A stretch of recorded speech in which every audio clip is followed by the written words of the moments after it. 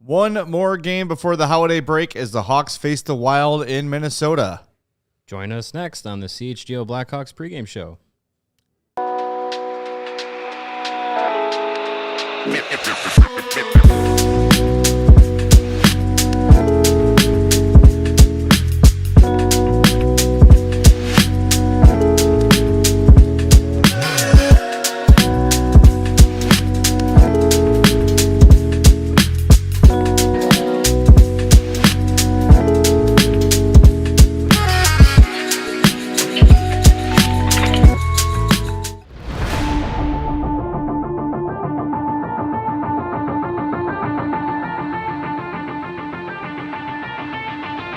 Welcome into the CHGO Blackhawks pregame show presented by Coors Light. I'm Jay Zawaski. That's Mario Tirabassi. Hello. Sarah's here. We're here in Studio B getting you ready for Blackhawks and Wild. One last game before the holiday break. Should be exciting. Should be. This is a Wild team that is kind of going through a little slump here, and Blackhawks are who they are. But playing better in the last couple of games, and almost made the dramatic comeback in their last outing. So we'll see. It would be a great way to go into the holiday break is to end the ridiculous losing streak at XL Energy Center. That would be nice. Yes, and I think it's sort of ingrained in us that when the Wild come up on the schedule, you're kind of like, it's going to be another one of those slog. games, but yep. Hey, they're playing a much more exciting brand of hockey. And now with Anders Sorson at the helm, the Blackhawks have been playing a much more exciting brand of hockey. So it could be a pretty entertaining game. And I think both teams are going to lay it on the line and say, look, we're off for the next 3 days. So let's go out and finish strong. And I'm hoping for a really good, exciting game. Or I'll exchange that for a Blackhawks win. Yeah, any way they win would be nice. Right. I'm not gonna complain if it's the worst game of the season, but they win. Yeah, that would be fine too. Yeah. So we got Anders Sorensen ready to go. If you blink, you'll miss it. But let's hear from the Blackhawks head coach ahead of Hawks and Wild. What is about Bertuzzi that kind of unlocks Bedard as a playmaker? Oh, great question. I think he creates a lot of room and wins a lot of pucks. Second, third effort to win those pucks back, and he's always around the net. He's hovering around the net a lot, and Connor seems to find him there. There's something about him that he seems, this is like the time of the year that he just kind of gets going. Do you know what's behind that? I don't know, but I think he's playing real well, so we'll I think that's important for our group, and the way he's been playing here the last handful of games has been really encouraging to see. What have you seen from Brodie since you took over? I think he's been pretty steady. I think a guy that's been around the league here, with the puck, making, under pressure, he's pretty savvy, can make some plays here. And then I think he's been good with Korch, so keeps them together. With Korchinski, how long do you foresee him being up here for a while, or is there any indication of timeline on that? Yeah, he's playing well, so we'll keep playing him here. And with Korchinski, he's generally played well, but he's had a couple of passes that have resulted in opponent goals. Have you talked to him about that? Not direct. He knows, right? He knows what he, in those situations, you want to pile on a player in that situation, but he knows. Yep, that was it. That's short and to the point. A lot different than Luke Richardson. Yeah, no time for bathroom breaks during Luke Richardson's videos here.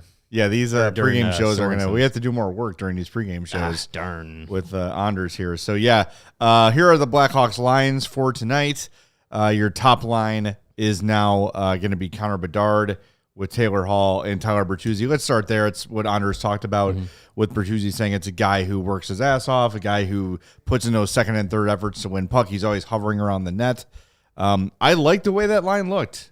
Obviously, scoring 2 goals was helpful towards the end of the game, but I like the makeup of that line. And while it hasn't worked, in the limited time we saw it under Luke, through probably 2 periods or so last game? It looked pretty damn dynamic. Short stint there. But, it worked. Those guys have had some connections on the power plays before actually being put together on a line. So, I'm excited to see if what was working in the last game rolls over to the next. It's also, gonna put a guy like Frank Nazar under the microscope now, not having Taylor Hall and Tyler Bertuzzi on his wings. Is going to be with Donato and Foligno. It's a different dynamic playing with those guys, but hey, maybe the switch up works for both young centermen. Well, it's kind of the same mindset that we talked about when Bedard was between Foligno and Donato, and you're wanting him to be more assertive. You're wanting him to shoot the puck and take more control. He said the same thing about Nazar in the interview we just played, and that's one way to sort of force it, to say, look, you're going to be the dude, offensively on this line, taking nothing away from Nick Foligno and leading goal scorer Ryan Donato. Right.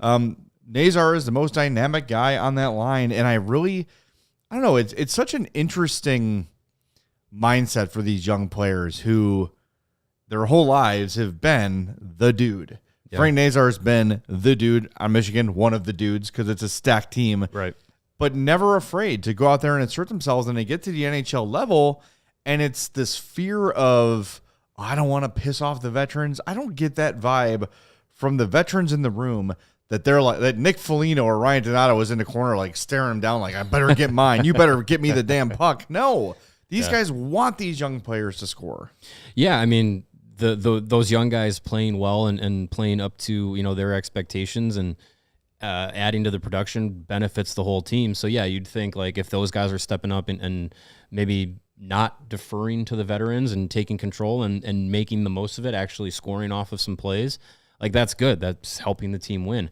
I will say though, like I can imagine there is something to stepping into an NHL locker room as the young guy and not necessarily being so gung-ho about like, oh, I'm here, I'm that dude, and stepping in and having that mindset, because one, hockey's not really predicated to young guys having that mindset stepping into the NHL at the top of the hockey world, but also too, like I think those guys also don't want to ostracize themselves from the rest of the locker room doing that, because I think that can rub some veterans the wrong way.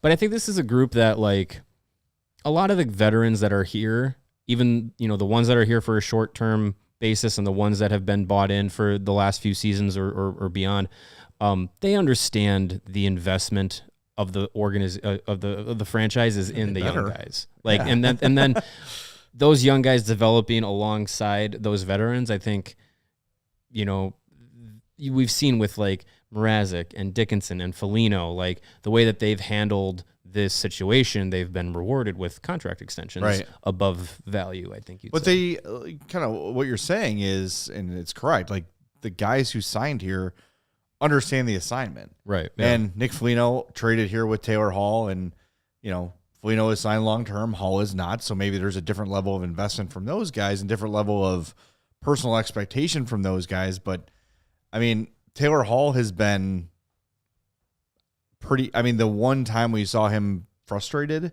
was when he was healthy scratch without really being told that it was coming or being told that it was even being threatened. And he wasn't like, I don't mind being scratched, I mind being blindsided. Yeah. Which I think was reasonable for a guy, a former MVP, a former number one overall pick, a very accomplished player, to be told nothing and then healthy scratch. I think that's legitimate. But in terms of like, people don't like being blindsided with information. Yeah, that's correct.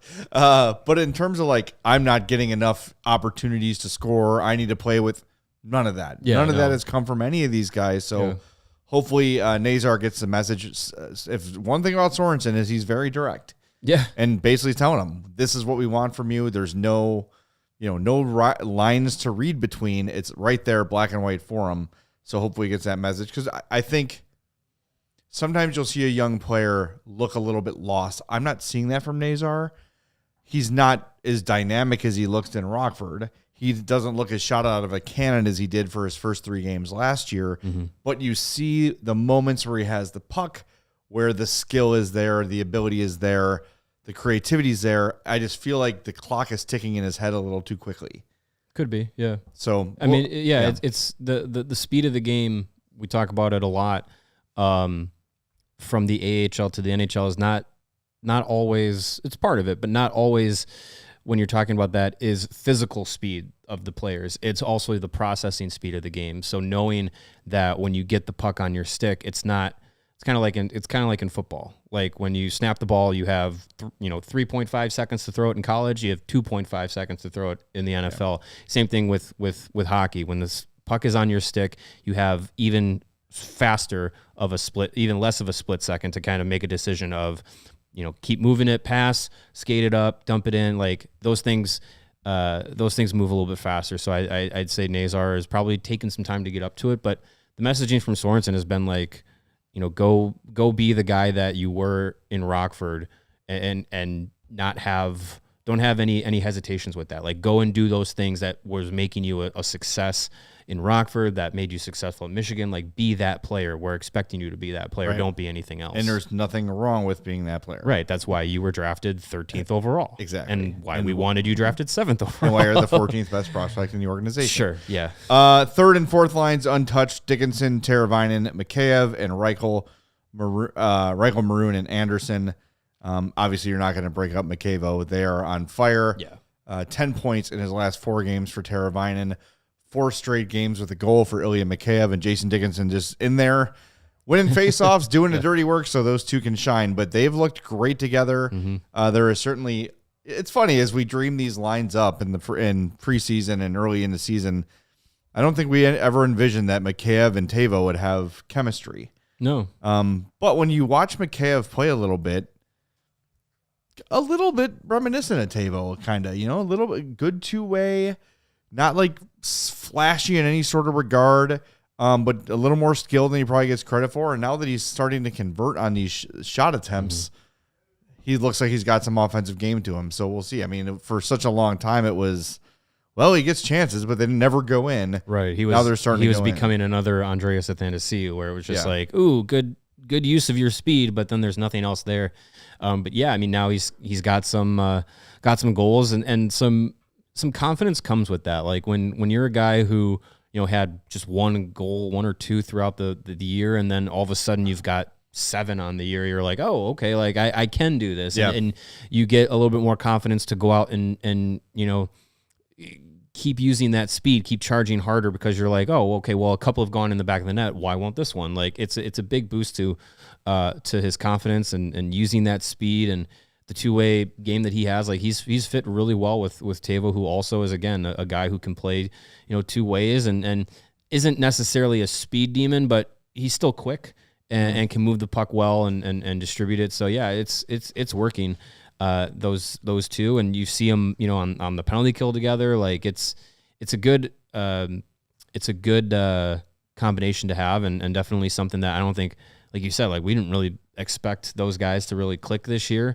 I think a lot of people, were saying like if Mikheyev is a serviceable third line player, like that's a win, and he's definitely been that this year for sure. And fourth line, Reichel, Maroon, Anderson. I saw our buddy Ben Pope trying to get Reichel bumped up a little bit, and Sorensen was asked about it by Ben today to add to his story.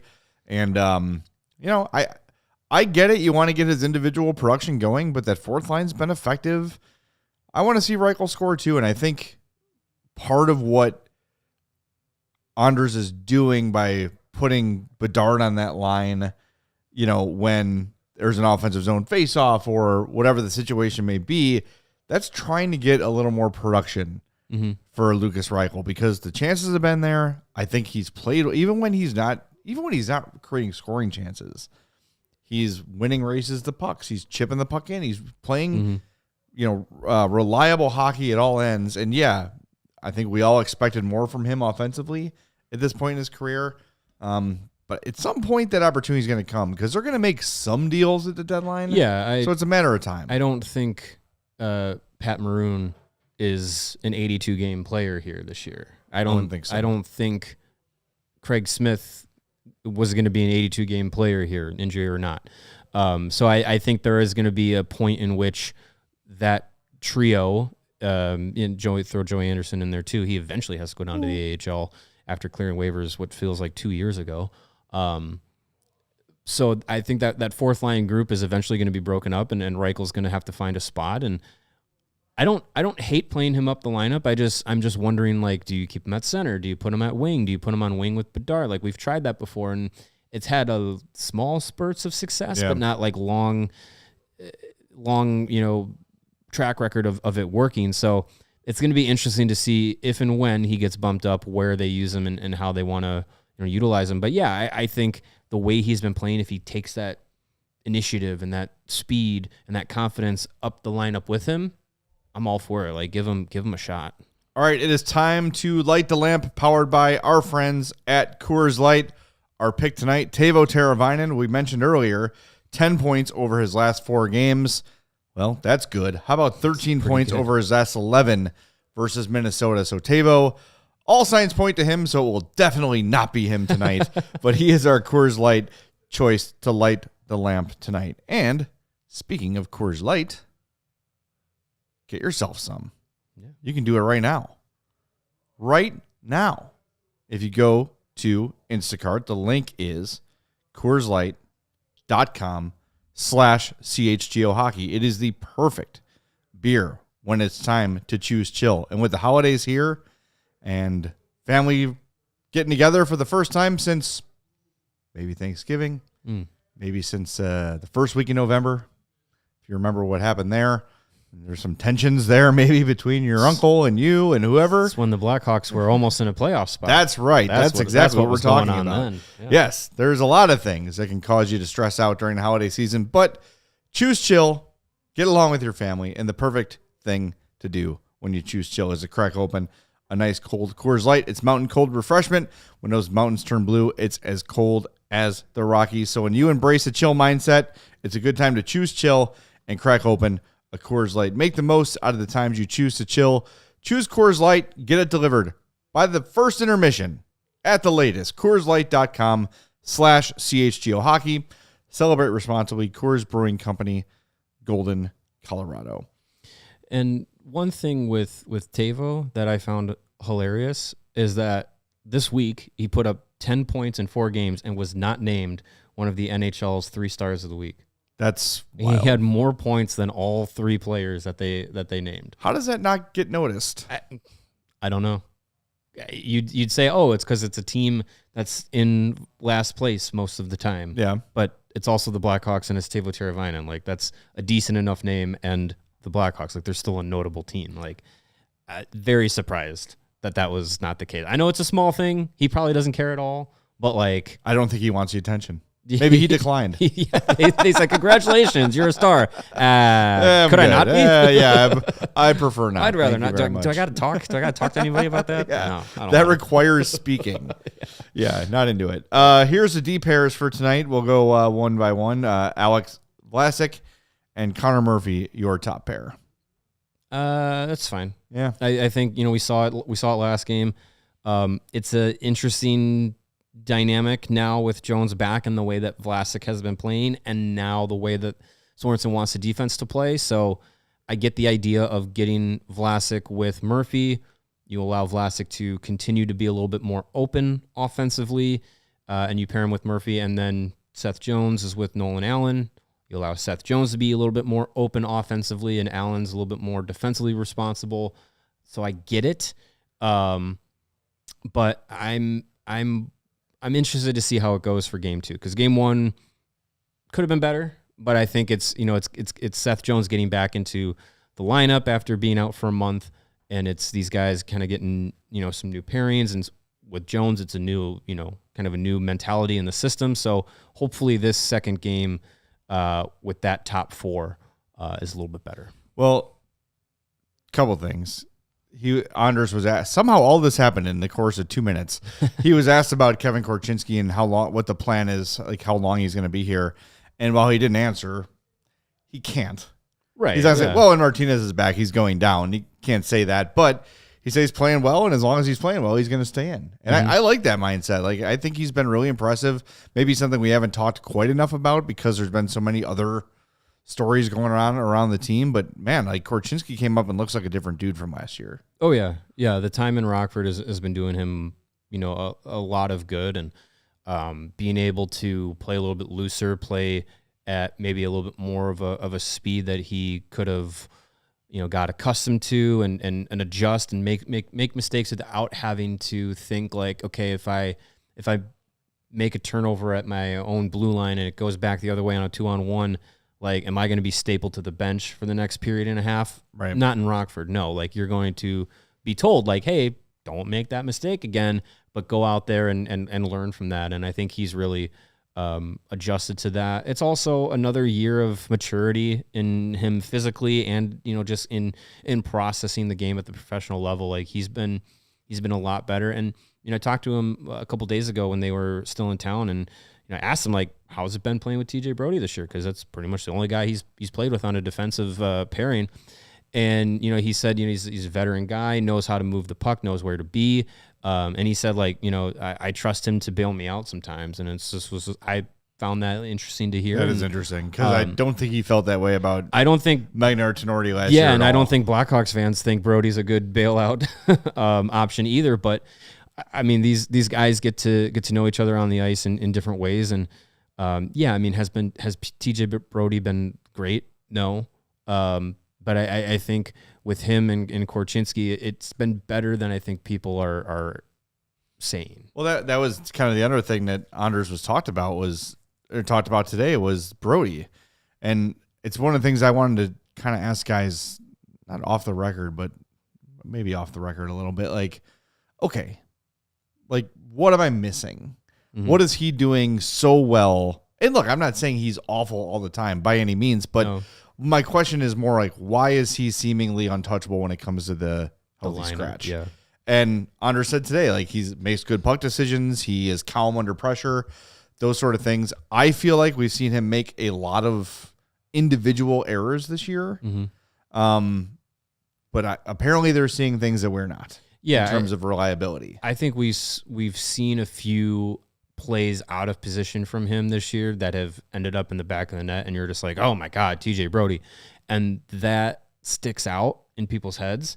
And I think for a lot of defensemen, when they're not necessarily big point producers, one of the big things is like for, third pair defensemen, it's like if you're not noticeable, if you're not making mistakes, like that's a big thing. And I feel like anytime Brodie makes a mistake, it gets magnified because he's a player that like came in as a free agent, was had a lot of questions around like why he was being brought in. Like Alec Martinez made sense. You're like, okay, veteran guy, won some cups, 3 of them, and is a guy that like, or was he on the Vegas team?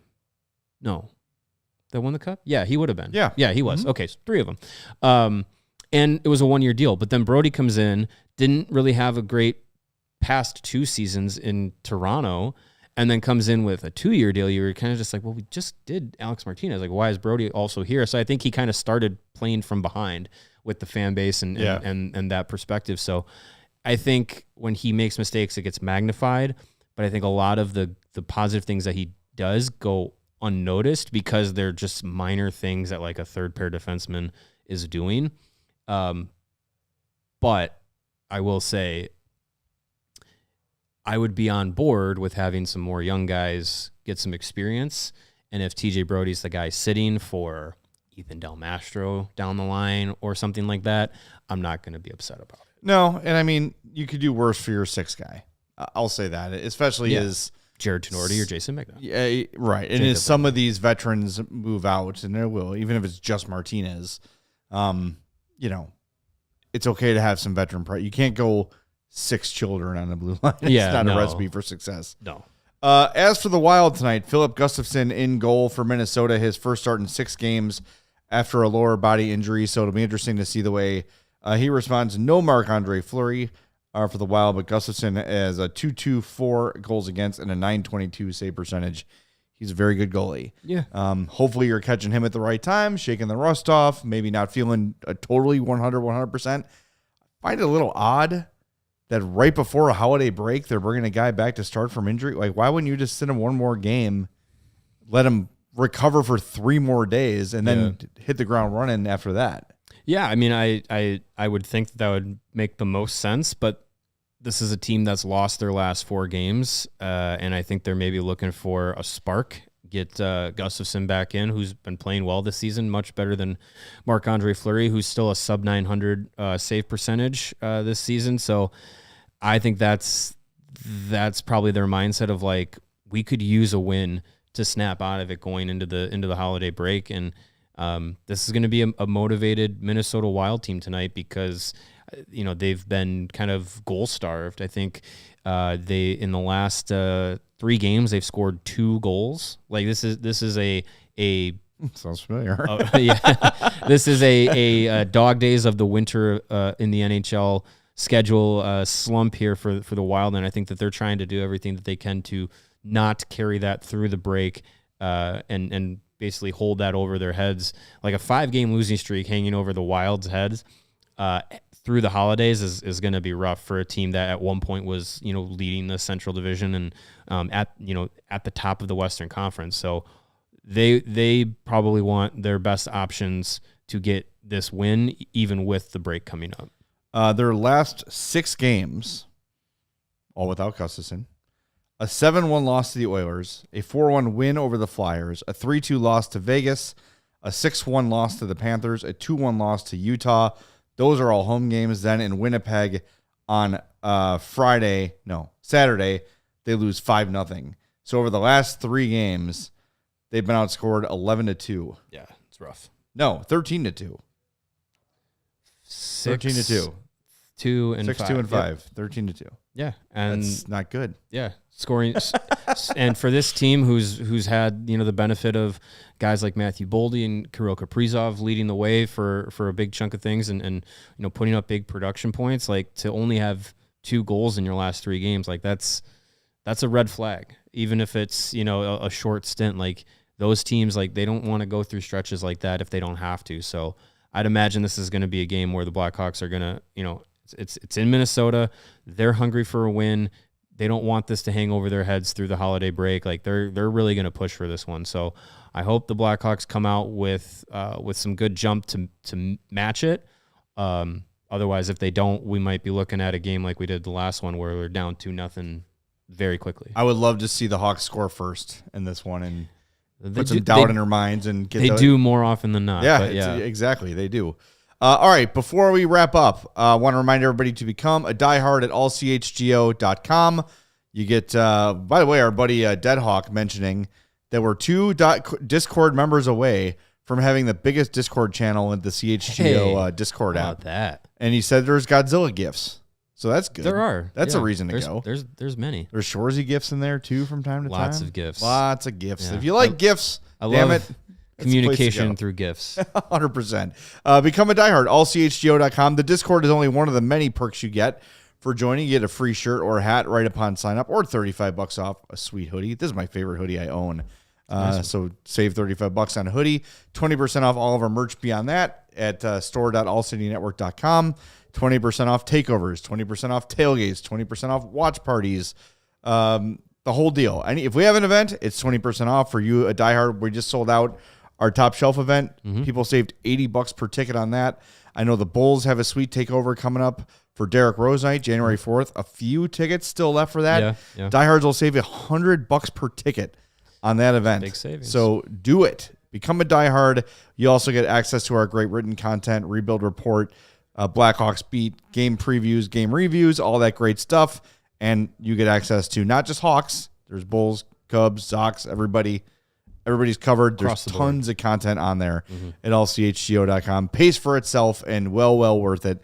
And it really helps us out big time when you do those sort of things. And Sarah. I don't want to exclude Sarah. Yes. She's helped out as well. I like it. Thank you. All right. We're going to talk to you post-game after Hawks and Wild. Let's hope for a win before the holiday break. Hit the like button on your way out. That's Mario. I'm Jay. We'll talk to you after the game on the CHGO Blackhawks podcast. We all silly like the mayor.